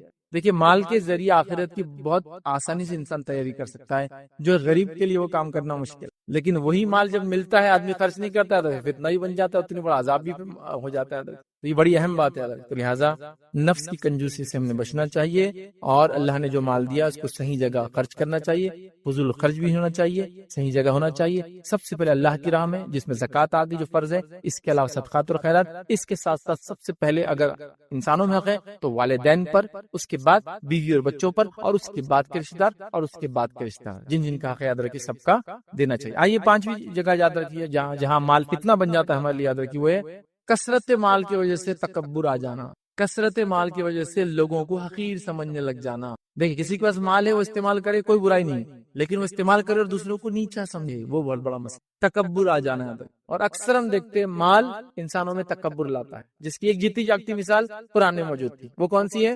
قارون کی مثال۔ قارون کو اللہ نے بہت مال و دولت دے رکھی. مطلب قارون شاید ان لوگوں میں سے تھا جو کنگز کو فائنینس کرتے, بادشاہوں کو فائنینس کرتے ہیں. ہوتے نا کنگ میکر رہتے ایسے لوگ, دکھتے نہیں کچھ نہیں لیکن اتنا مال و دولت کی ملکوں کی حکومتوں کو ہلا دیتے, فلاں کر دیتے. تو شاید کنگ میکر تھا قارون, بہت خزانہ, اتنا مال و دولت کہ اس کے خزانے کی جو ہے جو کیز تھی, چابیاں تھے, ایک جماعت اٹھایا کرتی. مطلب کچھ لوگ لگتے تھے اٹھانے کے لیے. اب ایسا بھی نہیں کہ لاک اس زمانے میں 1 ٹن کا رہتا تو چابی 500 کلو کی, ویسا نہیں تھا. سمپل لاک اینڈ کیز جیسے آج ہوتے, وہ تھوڑے بہت اور بڑے اور وزنی ہوتے تھے, لیکن ایک جماعت اس کی چابیوں کو اٹھاتی تھی. کتنا رچ ہوں گا, سپر رچ. اور جب نکلتا تھا وہ تو پورا شہر نکل کے اس کو دیکھتا تھا. مطلب جب وہ گھر سے نکلتا تھا تو ایک جلوس ہی نکلتا تھا اس کے ساتھ, کیونکہ بڑے مالدار لوگوں کے ایک اپنے نخرے اور ٹھاٹ ہوتا ہے, تو پورا جلوس نکلتا تھا کہ لوگ متاثر ہو رہے تھے اس سے, اثر لے رہے نوجوان اور بچے دیکھ کر کے جو قارون نکل رہا ہے کہ ایسا ہونا چاہیے زندگی. تو یہ ہے. لیکن جب موسیٰ علیہ السلام کو اللہ نے کہا جاؤ مال کا حق لو قارون سے, اور جو ہے قارون سے, جب موسیٰ علیہ السلام کو کہا احسن کما احسن اللہ علیک, احسان کر ویسا لوگوں پر جیسا اللہ نے تجھ پر احسان کیا ہے. مطلب جو مال تجھے دیا دوسروں پہ خرچ کر. تو کہا اللہ کا احسان, یہ تو میری عقل کی کمائی ہے, یہ میں نے محنت سے کمایا ہے. پھر اللہ رب العزت نے کیسا عذاب دیا اس کو, قیامت تک کی عبرت بنا دیا. اس کا مال, اس کے گھر اور جائیداد, اس کی شخصیت کے ساتھ اس کو اللہ نے زمین میں دھسا دیا, برباد اور جو اس کو ہلاک کر دیا. تو یہ مثال ہے ہمارے سامنے. تکبر تھا اس کو اپنے مال کا. تو آج مال کیا کر رہا ہے, تکبر لا رہا ہے. دیکھیے اب اچھی اچھی گاڑیاں استعمال کیجیے, کوئی بات نہیں. اچھی اچھی گھڑیاں استعمال کیجیے, کوئی بات نہیں. اچھے اچھے کھانے کھائیے, کپڑے پہنیے, کوئی مسئلہ نہیں. دوسروں کو حقیر مت سمجھ, اپنے آپ کو ان سے افضل مت سمجھیے. پرابلم یہاں ہوتا جب ہم کیا کریں, دوسروں کو حقیر سمجھ رہے اس استعمال, یہ بڑا پرابلم. اچھا وہ لوگ جن کو یہ چیز نہیں ملی ہے, وہ کسی کے استعمال سے ان کو متکبر خود سے ڈکلیئر نہ کرے, یہ بھی بڑا مسئلہ رہتا. جس کے پاس مال نہیں ہے وہ سیلف بتا کے متکبر ہے. اس نے کیسا تکبر, اس کی اتنی مہنگی گھڑی کیوں پہنا؟ مہنگی گھڑی پہننے سے اس کا تکبر ظاہر نہیں ہوتا, یاد رکھیں. اگر وہ مہنگی گھڑی پہن کر اپنے آپ کو آپ سے افضل سمجھ رہا ہے جب وہ متکبر ہوا. اگر وہ ایسا نہیں سمجھ رہا ہے, بھائی گھڑی ہے بس میں نے پہنا ہو, آپ کیوں سمجھ رہے, تو یہ میرا مسئلہ ہے. تو یہ بھی ایک مسئلہ ہوتا ہے کہ ہم خود ڈکلیئر کریں کون متکبر ہے کون نہیں. یہ آپ نے ڈکلیئر میں نہیں کر سکتا, وہ دل کی کیفیت, وہ دل کی کیفیت. لیکن یہ ہو جا رہی ہے, بچوں کے اندر آ جا رہا ہے میرا باپ اتنا مالدار ہے, باپ کے اندر آ جا رہا ہے کہ میں اتنا مالدار ہوں, بیوی بچے اس کے اطراف میں سب متکبر ہوتے چلے جا رہے ہیں. تکبر نہیں کرنا چاہیے, تکبر نہیں کرنا. کیوں نہیں کرنا ہے تکبر؟ خاص طور سے متکبر لوگوں کو اللہ رب العزت جو ہے اللہ کے رسول فرماتے حدیث کے اندر جہنم میں ڈالیں گا. تو کیسے ڈالیں گا معلوم؟ جہنم متکبرین کو ان کو چونٹی بنا دیں گا. دنیا میں اکڑتے تھے نا, تو اللہ چوٹیوں کے اتنے چھوٹے چھوٹے جسم دے دیں گا ان کو, اور چوٹی بنا کے جہنم میں ڈالیں گا, چونکہ وہ تکبر کرتے, بڑا سمجھتے تھے. اور تکبر کیوں نہیں کرنا چاہیے؟ حدیث قدسی ہے, نبی اکرم صلی اللہ علیہ وسلم فرماتے اور کہتے ہیں تکبر اور عظمت یہ اللہ کی جو ہے یہ چادر ہے. اللہ فرماتا ہے حدیث قدسی ہے کہ تکبر اور عظمت, بڑائی, یہ اللہ کی چادر ہے. ٹھیک ہے. اور پھر اللہ تعالیٰ فرماتا ہے جو دونوں میں سے کوئی ایک بھی کام کریں گا میں اسے جہنم میں ڈالوں گا. تکبر اللہ کا حق ہے, اس نے اتنی بڑی کائنات بنائی, وہی ایک ذات ہے جو لائق ہے کہ وہ تکبر کرے, باقی کوئی نہیں کر سکتا. کچھ بھی نہیں کیا ہم نے. تو حالات یہ ہے کہ سڑک پہ چل رہے, تھوڑا سا پتھر آ گیا, منہ کے بل گرے, داتا بھی توڑ لیا, منہ بھی پھٹ گیا پورا. اتنی بھی حیثیت نہیں ہے کہ میں چل رہے تو زمین میں گڑا ہو جا رہا ہے. اتنے بڑے سیٹ ہے کہ چلتے زمین گڑا ہو جاتا, بلڈنگ سائڈ دے دیتی ان کی گاڑی کو کہ ہٹ جاؤ انہوں آ رہے. کچھ بھی نہیں ہوتا, نتی کچھ چینج نہیں ہوتا آپ کے لیے, ہے نا. تو کس میں کچھ اسپیشل, کچھ ایک نعمت ہے جو زیادہ دی, مال کی دے دی, کسی کو جسم کی دے دی, کسی کو عقل اور علم کی دے دی, سب کو الگ الگ نعمت دی اللہ تعالیٰ نے. اس کو سمجھیے آپ. تکبر مت کی. تو تکبر, کبریائی, بڑائی, عظمت اللہ کی چادر ہے, یاد رکھیے یہ. اور جو بھی یہ کام کریں گے یاد رکھیے, چادر سمجھتے نہیں, ایک آدمی ہے وہ چادر اوڑھ کے جا رہا ہے, آپ سے چادر پکڑیں گے, کتنا برا رہا, اور رسپانس دیتا ہے آپ کو, جوابی کاروائی کریں گے. تو یہ اللہ کے لیے لائق ہے. اب اگر میں یہ کام کرتا ہوں تو میں اللہ کی حدود میں گھس رہا ہوں. نتیجہ کیا ہوگا؟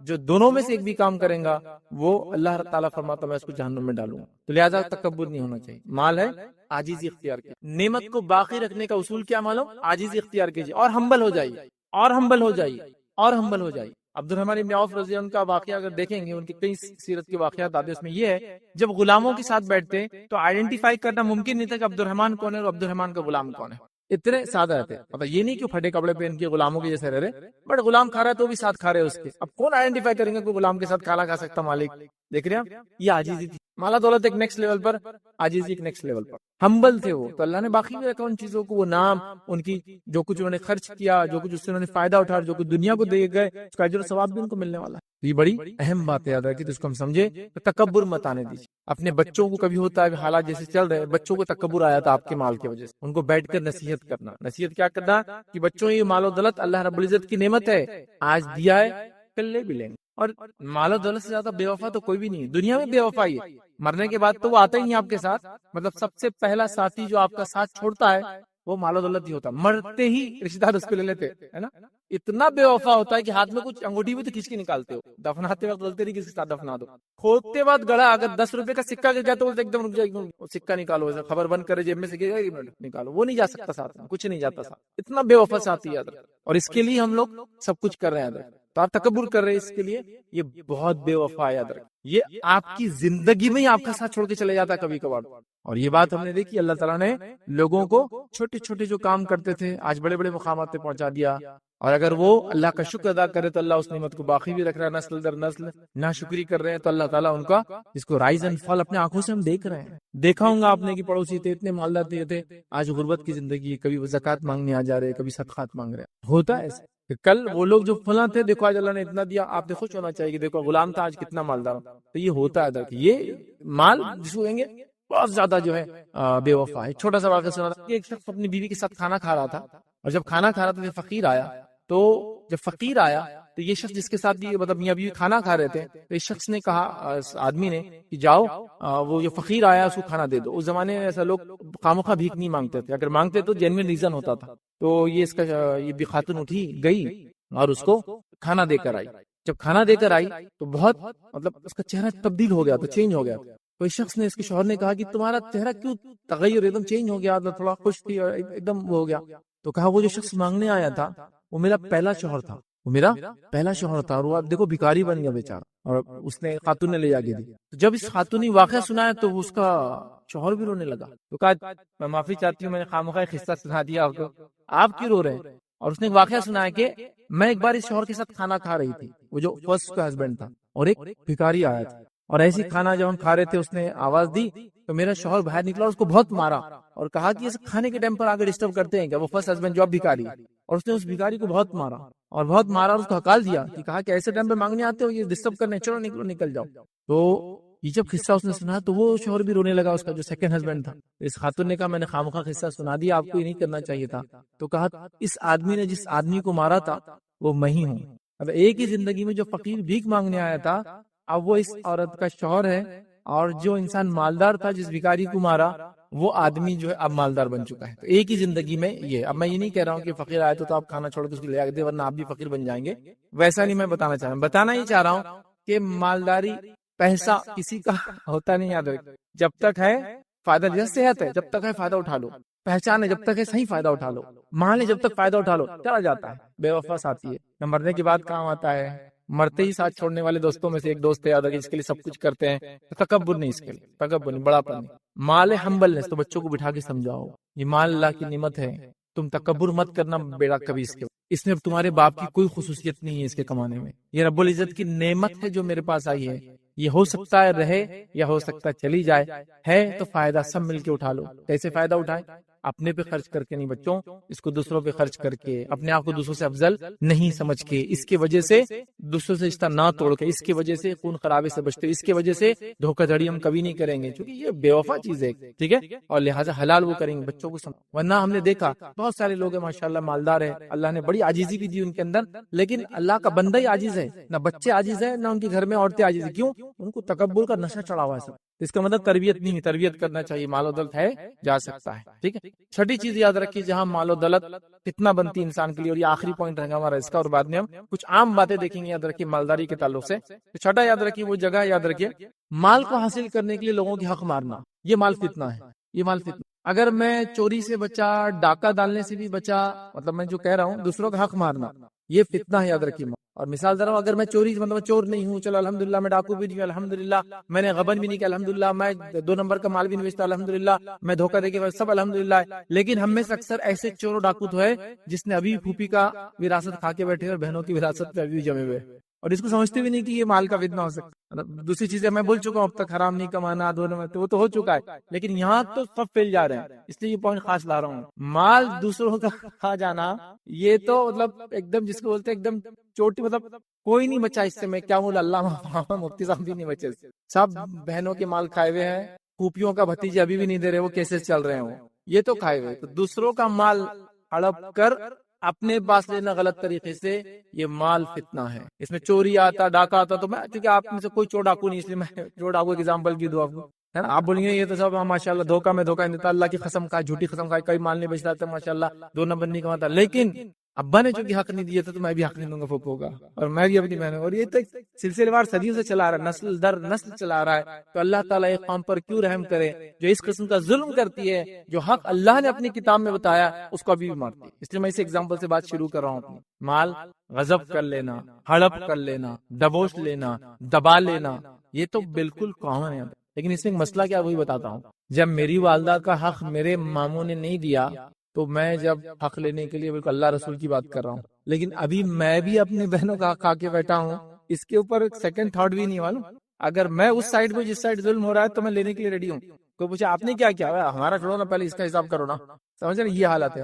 اور اتنے پیچیدہ مسائل ہو گئے وراثت کے ہمارے پاس کہ جو علماء نے جو فتاوے دی ہے جس میں ایک ساتھ کئی لوگ مر جاتے ہیں, تو اس کے اندر کیا ہوتا ہے معلوم کرنا پڑتا ہے کون کب مرا پہلے. کیونکہ جیسا مثال کے طور پر اللہ نہ کرے ایک ایکسیڈنٹ ہوا کار کا, باپ بھی تھا, بیٹا بھی تھا, اور بھی لوگ تھے بیٹھے تھے, اور ایک ساتھ سب کا انتقال ہو گیا. تو اس میں آئیڈینٹیفائی کرنا پڑتا ہے ان میں سے پہلے کون مرا ہوگا. چونکہ فار ایگزامپل سامنے کوئی تھا, اس کی ڈیتھ پہلی ہوئی ہوگی, تو اس کے مرتے اگر پیچھے اس کا وارث ہے تو اس کو ملنے والا ہے. حالانکہ وہ بھی مر گیا اس کے ایکسیڈنٹ میں, لیکن اس کو آئیں گا پھر اس کو آئیں گا, تو اس کو معلوم کرنا پڑتا ہے. تو وہ مسائل ہم کو ہندوستان میں لگانا پڑتے ہیں, کیونکہ نسل در نسل کی پردادا کا بھی حساب نہیں ہوا, تو اس میں وہی اصول لگانا پڑتا ہے. وہ جو ایک ساتھ لوگ مرتے ہیں, کتنے لوگ, ارے 5 نسلیں ہو گئی, اب حساب کرنا ہے ہم کو وراثت تقسیم کرنا, 5 نسلیں ہو تو کتنا حساب کریں گے, تو اس کو پھر وہ اصول سے کرنا پڑتا ہے کون پہلے مرا. پیچیدہ ہو جاتے ہیں مسائل, تو ہم دوسروں کا مال ہڑپ کر لے رہے, غضب کر لے رہے. اور یہ مال کا بہت بڑا فتنہ ہے, جس میں یاد رکھے سب سے ایک مثال تو دے دیا میں نے, جس میں دیندار بھی نہیں بچے, بے دین بھی نہیں بچے. بے دین لوگوں کو تو پتہ بھی نہیں دینا چاہیے بہنوں کا, دینداروں کا بھی یہ حال ہے. دوسرا یاد رکھیے جو بڑا فتنہ ہے, یاد رکھیے جو مال دوسروں کو غضب کرنا, وہ ہے زمینوں کا ہڑپنا. ہمارے پاس ایسے لوگ ہیں جو چتر چالاک, دھارکاری, تیسمار خان, اور پتہ نہیں کیا کیا بن گئے. 5 سال میں یہاں پہنچ گئے. 5 سال میں یہاں کیسے پہنچ گئے آپ؟ 5 سال میں کیا کر رہا ہوں, خالی جگہ ڈھونڈ رہا ہوں اس محلے میں کون سی ہے. بس خالی جگہ ملی کہ پیپرا تیار کرنا چالو, پیپرا تیار ہوئے کہ اس کا سیل چالو, اور ایک بار بک گئی کہ بس ختم. اگر آ بھی گیا تو وہ پھر اس کو جگہ بیچنے نہیں دیں گے. اپن اس کی بولیں اتنے دن سے کہاں تھا تو, ہاں ابھی نہیں ہو سکتا. تو اب کتنے میں جگہ بک رہی, 100 روپے میں بک رہی تھی جگہ, 30 روپیز میرے ہوں گے اس میں. پھر تو دے وہ تم کو, صرف وہ نہیں تھا بول کر. لیکن شریعت کیا بولتی ہے, ایسا کسی خالی زمین تو لے لو. یہ ہے نا, کرائے سے گھر میں گئے, خالی نہیں ہوا آج تک, نماز روزے علامہ فہامہ بنے میں گھوم رہے, لیکن لوگوں کی زمین ہڑپے ہوئے آپ. نہیں, قانون ہے. میں بول رہا ہوں اللہ تعالیٰ نے حکم دیا کہ آپ کو, رسول اللہ صلی اللہ علیہ وسلم فرمانے کہ کسی کی ملکیت چینج رہتی خالی آپ کے اس کے پاس رہنے سے نہیں, واپس دو اس کو جگہ. 1000 سال بھی ہو گئے تو آپ کو واپس دینا پڑے گا, چونکہ وہ اس کی جگہ ہے. اور زمین کا معاملہ پیچیدہ کیوں ہے معلوم آپ کو, اس کی سزائیں بہت سخت ہیں, سزائیں بہت سخت ہیں. اللہ کے رسول صلی اللہ علیہ وسلم فرماتے جو شخص کسی کی بالش میں زمین ہتھیا لے, بالش بھر, بالش کو سمجھتے ہیں 1 8 9 انچ 10 انچ کا بالش ہوتا, تو اللہ رب العزت روز قیامت 7 زمینوں کے برابر توق اسی گلے میں ڈالیں گے. 7 heavens, 7 زمینوں کے برابر توق ڈالیں گے گلے میں. 10 کلو کا کچھ ڈال کے گھومیے تو پتہ چلتا ہے اس کا وزن کیا ہوتا ہے. 7 زمین, مطلب زمین کا ویٹ کتنا ہوتا ہے ذرا نکالی تو اتنا وزن اس کے گلے میں ڈال. یا ایک روایت میں اس کو 7 زمینوں کے وزن کے نیچے دبائیں گے اللہ تعالیٰ, اس نے جو زمین ماری تھی. اب ہمارے پاس تو دھارکاری آدمی ہے نا, میں دادا نے کھیت لیے تھے کتنا, 1 ایکڑ, اب 2 ایکڑ ہو رہا ہے ماشاء اللہ. اچھا بازو کا کھیت مل رہا ہے, کھیت نہیں لیے جی, دادا کی ٹیکنیک تھی, وہ بہت آگے کے آدمی تھے. وہ بندارے کو ادھر کر دیے, جھاڑ کو ادھر لگا دیے, فلاں یہ کر دیے, ادھر لا کے کچھ گاڑ دیے, ادھر لا کے فلاں کر دیے, ادھر لا کے ایک مزار بنا دیے, ادھر لا کے فلاں کر لیے. الحمدللہ 2 ایکڑ, اور کھا بھی رہے اس میں. ایک بالش کا یہ حال ہے تو 1 ایکڑ کا افیکٹ کیا ہوں گا اندازہ لگائیے. ایک بالش مارنے کی زمین کا اثر یہ ہے, 1 ایکڑ کا اثر کیا ہوگا. اور اس کو آپ دھارکاری اور اچھا سمجھ رہے ہیں, ہاتھ جوڑو اور جو اس کا مالک تھا اس کو واپس دو لے جا کر, اگر دادا کی نجات چاہتے ہو تو. لیکن دادا بھگت رہے نا, مجھے کیا کرنا ہے, آپ بھی بھگتو گے, چونکہ گناہ میں آپ بھی بعد میں ساتھ دے رہے معلوم ہونے کے بعد. جب تک آپ کو پتا نہیں تھا ٹھیک, انسان جب تک بالغ نہیں ہوتا ہے وہ حرام کمائی پہ پلتا ہے اپنے ماں باپ. اگر اس کا باپ حرام کما رہا ہے پوچھ نہیں ہے, ایک بار بالغ ہو جائے پوچھے پھر تو نے کیوں کیا. آپ اگر اس کے ساتھ دیں گا مطلب تو حصے دار ہے اس کمائی کے اندر. بولنا چاہیے اس نے کہ اب میں نہیں کھا سکتا, آپ کا بڑا ہو گیا, میں کماؤں گا, آپ حرام کماتے ہیں. زمین کا مال اتنا کم ہونا دے حرام طریقے سے کمانا. پلاٹنگ ہوئی, آئیڈیا سے بس لے لو, جتنا ہوتا باہر جتنا نکل سکتے نکلو, اندر رہو, جتنا ہے اتنا لو. اس لیے کہ آخرت میں بہت بھاری چیز, بہت بھاری چیز, بہت بھاری, سمجھو اس چیز. ٹھیک, ایک روایت میں نبی اکرم صلی اللہ علیہ وسلم فرمایا کہ کوئی کسی پر ظلم کرے تو روز قیامت وہ جہنم میں جائیں گا, جنت اس کے لیے حرام ہو جائیں گی, جہنم اس کے لیے واجب ہو جائیں گی. صحابہ نے کہا ظلم کتنا, بتائیے, وہ مطلب کتنا کرے. تو آپ کہہ رہے ہیں کہ جہنم واجب, جنت حرام, کتنا ظلم. تو کہا پیلو کی لکڑی کے برابر, مسواک کے برابر. مطلب یا تو مسواک کی قیمت کے برابر ظلم کرے تو مسواک کیا رہتی, مطلب ایک برش, ٹوتھ برش سمجھ لیجیے, ٹوتھ برش بھی اگر تم نے ناحق کیا تو یہ ہو رہا سزا, پیلو کی لکڑی کی. سمجھ رہے ہیں؟ یہ ظلم میں کاؤنٹ ہوگا، جنت حرام ہو جائیں گی، جہنم واجب ہو جائے گی۔ زمینیں مار لے رہے ہیں، گھر دبا لے رہے ہیں، جائیدادیں دبا لے رہے ہیں، دکانوں میں سے نکل نہیں رہے ہیں، نکل جاؤ اللہ کے لیے، آخرت میں نجات پا جائیں گے۔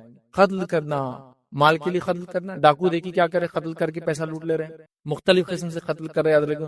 چوری کرنا یہ بھی حرام طریقہ ہے۔ اسی طرح جو ہے جھوٹ بول کر مال بیچنا، چھوٹی قسم کھا کر مال بیچنا، یتیم کا مال کھا لینا، رشوت کے ذریعے مال کھا لینا، اسی طرح جو ہے لوگوں کی عزت اچھال کے اس کے ذریعے کمانا، اسی طرح جو ہے وہ چیزیں جو انسانیت کو نقصان دیتی ہیں ان کو بیچ کر مال کو کمانا، کئی ذرائع لوگوں نے بنا لیا، یاد رکھیے۔ ایسا کمایا مال فتنہ ہے، فتنہ، تو اس چیز سے ہمیں بچنا چاہیے، یاد رکھیے۔ آئیے 6 چیزیں کہ مال کہاں کہاں فتنہ ہے وہ دیکھنے کے بعد آخری چند باتیں آپ کو مال کے تعلق سے رکھنے کی کوشش کروں گا۔ پہلی چیز یاد رکھیے، روز قیامت مال کے بارے میں سوال ہونے والا ہے۔ نبی اکرم صلی اللہ علیہ وسلم نے فرمایا، ابن آدم انسان کے قدم اللہ کے سامنے سے نہیں ہٹیں گے، کب تک؟ جب تک کہ وہ 5 سوالات کے جواب نہ دے دے۔ 5 سوالات کیا کیا ہے؟ زندگی کہاں لگائی، جوانی کہاں لگائی، مال کہاں سے کمایا، کہاں خرچ کیا، علم کتنا حاصل کیا اور کتنا عمل کیا۔ 5 سوالات زندگی ہے۔ ٹوٹل ہیومن لائف، پوری انسانی زندگی صرف 8 سوالوں پہ ڈیپینڈ ہے، صرف 8 کوشچن۔ جو بچے نیٹ کریک کر رہے ہیں، سی ٹی کریک کر رہے ہیں، تو 200 سے کم تو کسی میں بھی نہیں ہے، نیٹ تو 700 سے اوپر جا رہا ہے نا، الگ الگ ایگزامینیشن ہے۔ یہاں کتنے آنسرز کریک کرنا ہے، وہ کوشچنز کریک کرنا ہے 8۔ 3 کون سے ہے؟ قبر میں۔ 5 کون سے ہے؟ اٹھنے کے بعد۔ بس اتنا ہی ہے، صرف 8 کوشچن یاد رکھیے، اس سے پوری زندگی ڈیپینڈ ہے۔ تو یہاں اللہ تعالیٰ خود پوچھنے والا ہے، قدم جم جائیں گے روایت میں، مطلب ہل نہیں سکیں گا، اور جواب دینا ہے۔ زندگی کہاں لگا، جوانی، مال کہاں سے کمایا، کہاں خرچ، تو مال کہاں سے کمایا، کہاں خرچ کیا، فرشتے اس نام عمل نہیں، اللہ سیدھے پوچھنے والا ہے، آمنے سامنے ہونے والے ہیں، تو بہت مشکل چیز ہے نا، ٹف کام ہے۔ تو بہرحال اس چیز کو ہمیشہ ذہن میں ہم رکھیں۔ دوسری چیز یاد رکھیں، دوسروں کے مال یا نافرمان لوگوں کے مال، یا وہ لوگ جو ہم پہ ظلم کرے ان کا مال، یا وہ لوگ جو غلط طریقے سے کما رہے ہیں یا غلط لوگ ہیں، ان کے مال کو دیکھ کر اپنے آپ کو غمگین نہ کرے کبھی کہ ان کے پاس اتنا ہے میرے پاس کیوں نہیں، وہ قوم اتنی آگے جا رہی ہے ہم کیوں نہیں جا رہے ہیں، اس سے غمگین نہیں ہونا کبھی مال کو دیکھا۔ ہوتے بہت سارے لوگ ڈپریشن کے شکار ہو گئے صرف مال کی کمی کی وجہ سے، کسی گناہگار کے مال کو دیکھ کر آپ ڈپریس مت ہوئیے۔ میں نے کئی لوگ بولتے سنا، ارے یار وہ تو کافر ہے پھر بھی اتنا ان کے پاس، ارے یار وہ تو گناہگار ہے ان کا اتنا، ارے یار وہ تو فلاں ہے ان کا اتنا، ہمارے پاس کیوں نہیں؟ کسی کے مال کو دیکھ کے آپ پریشان مت ہوئیے، اس کی ضرورت بھی نہیں، یاد رکھیں، کیونکہ تو قرآن میں اللہ رب العزت نے اللہ کے رسول صلی اللہ علیہ وسلم کیا حکم دیا، کیا بیان کیا۔ سورہ توبہ سورہ نمبر 9 آیت نمبر 55 میں اللہ فرماتا اور کہتا ہے، سو تم ان کے مال اور اولاد سے تعجب نہ کرنا، اللہ یہی چاہتا ہے کہ ان چیزوں کی وجہ سے دنیا کی زندگی میں انہیں عذاب دے اور کفر کی حالت میں ان کی جانیں نکلیں۔ تو تم ان سے پریشان مت ہونا دوسروں کو دیکھ کر، اللہ تعالیٰ یہی چاہتا ہے کہ اس مال کے ذریعے ان کو عذاب دے، حالانکہ مال میں نے کہا نعمت ہے، لیکن انہوں نے چونکہ غلط طریقے سے استعمال کر رہے، ایمان نہیں لا رہے مال کی وجہ سے، ایسے ہوا نا، انبیاءوں کے زمانے میں جو بڑے مالدار لوگ تھے اکثر ایمان نہیں لائے، اس مال کے ذریعے ان کو عذاب دے آخر، اللہ یہی چاہتا ہے۔ تو پریشان مت ہوئیے کہ بھائی مال کیوں نہیں ہمارے پاس، ہم بھی مالدار ہونا چاہیے تھا، ٹھیک ہے، اس سے پریشانی نہیں ہو۔ تیسری چیز یاد رکھ، مال کی ہرس دین کی خرابی کی وجہ بنتی ہے، یاد رکھ، مال کمائیے، حلال مال کمائیے، اس کے لیے کوئی ہرس مت کیجیے۔ مال کی ہرس، وہ جو ایک کے پیچھے لگے نا آج کل ہمارا، یہ جو کریں گا میں وہ کروں گا، یہ ہرس یہ دین کو خرابی کی وجہ ہے۔ نبی اکرم صلی اللہ علیہ وسلم کیا فرماتے ہیں، غور سے سنیے، اگر دو بھوکے بھیڑیوں کو بکری کے اگر جھنڈ میں چھوڑ دیا جائے، وہ اتنا نقصان نہیں پہنچاتے جتنا نقصان، یاد رکھیے، مال کی ہرس انسان کو دین میں پہنچاتی ہے۔ اب یہ مثال کیوں دی گئی، میں بات کو سمجھاتا ہوں۔ شیر جب شکار کرتا ہے، کہیں بھی اٹیک کرے گا، ایک جانور مارے گا، اس کو کھاتا ہے، پورا نہیں کھایا تو چھوڑ کر جاتا ہے، پھر واپس آتا ہے، پھر اس کو کھاتا ہے، پھر جاتا ہے، پھر بھوک لگی پھر واپس آتا ہے، پھر کھاتا ہے، جب صاف ہوا تو چھوڑ دیتا ہے۔ کھا چکا بیٹھا ہے تو ہرن آ کے اس کے پیٹ پہ بیٹھ جائے، وہ اس پہ اٹیک نہیں کرتا، بیٹھا رہتا ہے۔ یہ سین آپ نے دیکھے ہوں گے آج کل شیر کے اطراف میں، وہ بھوکا نہیں، ابھی کھایا ہوا ہے تب اٹیک نہیں کرتا ہوں۔ لیکن بھیڑے کی خصوصیت یا خامی کیا معلوم آپ کو، اس کو کھانا ہے نہیں کھانا ہے، اگر اس کو چھوڑ دیا بکریوں میں، جتنے بکریاں سب کو مار کے چھوڑ دیں گا، اس لیے بھیڑیے کی مثال دی جاتی ہے۔ 2 بھوکے بھیڑیے، مطلب کمپٹیشن چل رہا دونوں میں، ایک بھی نہیں ہے، 2 ہے، وہ تو کمپیٹ کر رہے، اس نے جتنے کو مارا اس نے مارنا ہے۔ 2 بھوکے بھیڑیے اگر بکریوں کے جھنڈ میں چھوڑ دیے جائے، اتنا نقصان نہیں پہنچاتے جتنا مال جو ہے وہ دین کو نقصان پہنچاتا۔ تو مال ایک ٹیسٹ سے یاد رکھیں، اور اکثر لوگ اس ٹیسٹ میں فیل ہو جاتے، یہ بات بھی سنیں، کیونکہ بہت خطرناک یاد رکھیں۔ تو مال جب ہے تو کنٹرول بھی بہت زیادہ ضروری یاد رکھیں۔ اسی طرح محتاج ہے لوگ، بھوکے ہیں لوگ، غریب ہے لوگ، پریشان ہیں لوگ دنیا میں، تو ان کو فائدہ بھی آخرت ہے۔ کیسے فائدہ ہے؟ نبی اکرم صلی اللہ علیہ وسلم فرماتے ہیں، جامع ترمذی کی روایت ہے، آپ نے فرمایا، محتاج مہاجرین دولت مند مہاجرین کے مقابلے میں 500 سال پہلے جنت میں جائیں گے۔ تو اللہ تعالیٰ جن کو دنیا میں مال نہیں دیا تو ان کو آخرت میں بینیفٹ دیں گا، اس کا کیا بینیفٹ دیں گا؟ دنیا میں محتاج تھے، تنگ دست تھے، پریشان حال تھے، مال کی کمی تھی، تو اللہ تعالیٰ 500 ایئرز بیفور جنت میں ان کی نعمتوں کو فائدہ اٹھانے دیں گا، کیونکہ دنیا میں بیچارے مال و دولت کی نعمت سے محروم کر دی گئی تھی. یہ اللہ کا ریوارڈ ہے ان لوگوں کے لیے، اللہ کمپنسیٹ کر رہا ہے. اور غریبی بہت عجیب چیز ہوتی ہے، یاد رکھ. غریبی کہاں تک لے جا سکتی؟ خالی ایک مثال دوں گا، پوری واقعہ نہیں رکھتا ہوں، پورا واقعہ. غریبی کفر تک، زنا تک اور کئی گناہ تک لے جاتی. ارتداد ہو رہا ہے، بہت سارے لوگ اسلام چھوڑ رہے ہیں، غریبی اس کی بہت بڑی وجہ ہے. غریبی بہت کچھ کروا دیتی ہے. حتیٰ کہ ایک انسان، وہ واقعہ پورا صحیح مسلم میں روایت ہے، 3 لوگ تھے، بارش ہوئی، جا کے گفا میں گئے، ایک پتھر آگے گر گیا. تینوں نے کہا چلو اپنے اپنے نیکی کا وسیلہ لیں گے آج. تو اس میں ایک آدمی نے کہا اے اللہ، میری ایک جو ہے چچا زاد بہن تھی اور میری اس پہ بری نظر تھی، میں نے اسے زنا کا آفر دیا، اس نے کبھی بھی انکار کیا، لیکن ایک بار غربت آ گئی، قحط پڑ گیا، بھوک مری آ گئی، وہ میرے پاس آئی اور کہا مجھے کچھ اناج دے. میں نے کہا اناج تو تبھی ملیں گا، کھانا جب ملیں گے جب میرے ساتھ منہ کالا کریں گی. وہ مجبور ہو گئی، اس نے کہا ٹھیک ہے کر لے. جب میں اس کے قریب گیا تو اس نے مجھ سے یہ جملہ کہا کہ اللہ کے لیے یہ مت کر. آخر تک وہ ریزسٹ کرتے رہے، لیکن مان بھی گئے، لیکن پھر ریزسٹ کری. تو اے اللہ، میں کر سکتا تھا، کیونکہ بالکل اکیلا تھا استاد، میں نے تیری خاطر پیچھے ہٹ گیا، تیری خاطر. پتھر تھوڑا سا ہٹ گیا. تو دیکھیے وہ غربت کی وجہ سے کہاں تک چلے گی بیچاری. اور غریبی بہت کچھ. ایک انسان دیکھیے غریب ہے، تو اللہ تعالیٰ اس کو اسپیشل کنسیشن دے رہا ہے، 500 ایئرس کا بیفور جا رہے ہیں. ایک انسان غریب ہے، دنیا میں دیکھیں نا، انسان غریب ہے. آج کل کی مہنگائی اور جو حالات چل رہے ہیں، تو ایک انسان باپ ہے، غریب باپ ہے، وہ اس علاقے سے بھی نہیں گزرتا بچے کو لے کے جہاں مٹھائیوں کی دکان ہے، کپڑوں کی دکان ہے، کیونکہ اس کو پتا ہے بچہ مانگے گا. اب مانگیں گے تو میں کہاں سے لا کے دوں گا؟ تو وہ دوسرے بائی پاسز لے رہا ہے، ادھر سے جا رہا ہے ادھر سے. تو غریبی نے کچھ نہ کچھ تو اس کو مجبور کیا، لائف سٹائل کلٹیل کیا. مطلب سمجھے نا، پھٹے ہوئے کپڑوں کو سی کر اس نے پہنا، کئی مصیبت سے گزر رہے ہیں. لیکن میری بات جو لوگ سن رہے ہیں اس میں سے کوئی لوگ غریب نہیں ہے، الحمدللہ. آپ لوگ جو سن رہے ہیں، ہاں آپ دوسروں سے کمپیئر کریں گے تو غریب ہے. پھر میرا پڑوسی تو 10 کروڑ کا مالک ہے، میں تو 1 کروڑ کا مالک ہوں، میں غریب ہوں، 10 ٹائمز غریب ہوں اس سے. یہ تو سیلف لیوی غریبیاں ہیں، یہ چھوڑو پھینکو. یہ اچھی صحت دی اللہ نے، اچھا جسم دیا، امن والا علاقہ دیا، گھر میں کھانے کو ہے، آپ مالدار ہیں، ختم. جب میں آج کے زمانے میں کہتا ہوں، جو آدمی اپنے پاس یہ حیثیت آج رکھتا ہے کہ جو کھانا کھانا چاہتا ہے اس کا اتنا پیسہ ہے، وہ مالدار ہے. آج میرا دل بولتا ہے یہ کھا لوں، چل لے لیتا جا کے، ٹھیک ہے ہفتے میں ایک ہی بار لے سکتا، لیکن لے سکتا ہوں، مہینے میں ایک بار جا سکتا ہوں، جاؤ تو آپ مالدار ہے. ابھی غریب نہیں آپ. غریبی کیا ہوتی ہے؟ صحابہ کے دور میں چلی جائے. غریبی وہ ہوتی ہے. غریبی کیا دیکھنا تو افریقہ چلے جائیے کہ لوگوں کو کھا گئے بھوک مری کی وجہ، وہ ہے غریبی. غریبی کیا دیکھنا؟ ایسے علاقوں میں جائیے کہ آپ ایک کپڑا دیں گے، ساڑی وغیرہ کامن یہاں پہنی جاتی ہے، تو آپ دیکھیں گے 2 عورتیں اس کو پہن رہی کاٹ بغیر میریوں کے. میریوں سے کیا ہوتا ہے؟ چلنے میں آسانی ہوتی نا، تو اس کو بڑی ساڑی لگتی، تو خالی سا گول لپٹتے جیسا لنگی جیسا لپٹ، وہ غریبی نیکسٹ لیول. تو بہر الحمدللہ اللہ نے بہت کچھ دیا آپ تمام لوگوں کو، لیکن جس نے واقعی میں غربت سے گزارا ہے 500 سال پہلے جنت میں جلدی جائیں گا. اسی طرح جو ہے جنت میں زیادہ تر محتاج لوگ ہوں گے جو دنیا میں غریب تھے. نبی اکرم صلی اللہ علیہ وسلم نے کیا فرمایا سنیے، آپ نے حدیث میں فرمایا اور کہا، صحیح بخاری کی روایت ہے، میں نے جنت میں جھانکا، یہ اللہ کے رسول کو جنت کی سیر کرائی، میں نے جنت میں جھانکا تو دیکھا وہاں ان لوگوں کی کثرت ہے جو دنیا میں محتاج تھے. تو جنت کے زیادہ آکیپینٹ کون ہے؟ جو دنیا میں غربت سے گئے، کیونکہ اکثر لوگوں کو مال نے فتنے میں ڈال دیا. نعمت تو ہے لیکن استعمال صحیح ہو تو. اللہ کے رسول فرمایا میں نے زیادہ غریبوں کو جنت میں دیکھا ہے. اسی طرح یاد رکھے انسان کا اصل مال کیا ہے، اصل سرمایہ کیا ہے، چلیے وہ بھی دیکھ لیتے. اصل مال کیا ہے آپ کا اور میرا؟ اصل مال، جیسا کہ ہم مال کو بچا رہے ہیں، مال کو دھوکہ دے کے حاصل کر رہے ہیں، حرام حرام کی تمیز سب کچھ کر رہے ہیں، تو اب ریئل میرا پوزیشن، میرا جس کو بولے کہ میرا یہ ہے، جس کو بول سکتا نا میرا یہ، وہ کیا ہے؟ سنیے اللہ کے رسول نے فرمایا، اور اس حدیث میں سے ایک جس کو کہیں گے ایک جملے میں آپ نے وہ کر دیا کہ تیرا مال وسیع ہے. صحیح مسلم کی روایت آپ نے فرمایا ابن آدم کہتا ہے میرا مال اور میرا مال. ابن آدم کہتا ہے میرا مال اور میرا مال. چلیے آپ کا مال کیا آپ سے فرما رہے ہیں؟ آپ فرماتے ہیں جو تو نے کھایا اور جو ضائع کیا وہ تیرا مال، مطلب تیرے اکاؤنٹ میں آیا ہو. جو پہنا اور جو پھاڑ دیا وہ تیرے اکاؤنٹ میں آیا، اور جو صدقہ کیا وہ تیرا ہوا، باقی سب وارث ہو گئے. میرا اصل مال کیا ہے معلوم؟ جو کھایا وہ میرے اکاؤنٹ میں آیا، جو پہنا یہ میرے اکاؤنٹ میں آیا، جو میں نے اللہ کے نام میں صدقہ کیا، یہ تینوں مال میرے ہے، باقی سب وارث ہوں. اب آپ اپنا مال ہے یا وارثوں کے مال کو سنبھال رہے ہو؟ دیکھیے آپ کا مال ہے تو اللہ کھائیے، اللہ کا شکر ادا کیجیے، پہنیے، اللہ کا شکر ادا کیجیے، صدقہ کیجیے، یہ آپ کا مال ہے. آپ اپنی زندگی میں جو مال خرچ نہیں کر اللہ کی راہ میں، کیا امید کرتے وارث خرچ کریں گے آپ کے؟ آپ خود حیات تھے، آپ بولے نہیں دیکھیں گے، نہیں دیکھیں گے، نہیں دیکھیں گے، وارث تھوڑی کریں. تو ریئل یہ ہے، تو یہ ریئل مال آپ کا یہ ہے. تو اگر کوئی کہہ رہا ہے میرا بینک بیلنس اتنے کروڑ کا ہے، تو یہ ریئل بینک بیلنس نہیں ہے. بینک بیلنس وہ جو صدقہ کر دیا آپ. ایک صحابی نے جانور ذبح، نبی کریم صلی اللہ علیہ وسلم کہا ان کو دو، ان کو دو، ان کو دو، ان کو دو. اب سب دینے کے بعد تھوڑا سا حصہ بچا. نبی کریم صلی اللہ علیہ وسلم ماں عائشہ سے کہا کہ اب کچھ ہے لاؤ میرے لیے. تو کہ اللہ کے رسول صلی اللہ علیہ وسلم آپ نے پورا دے دیا، کچھ بچا ہی نہیں. تو کہا جو دے دیا وہی بچا ہے. کیا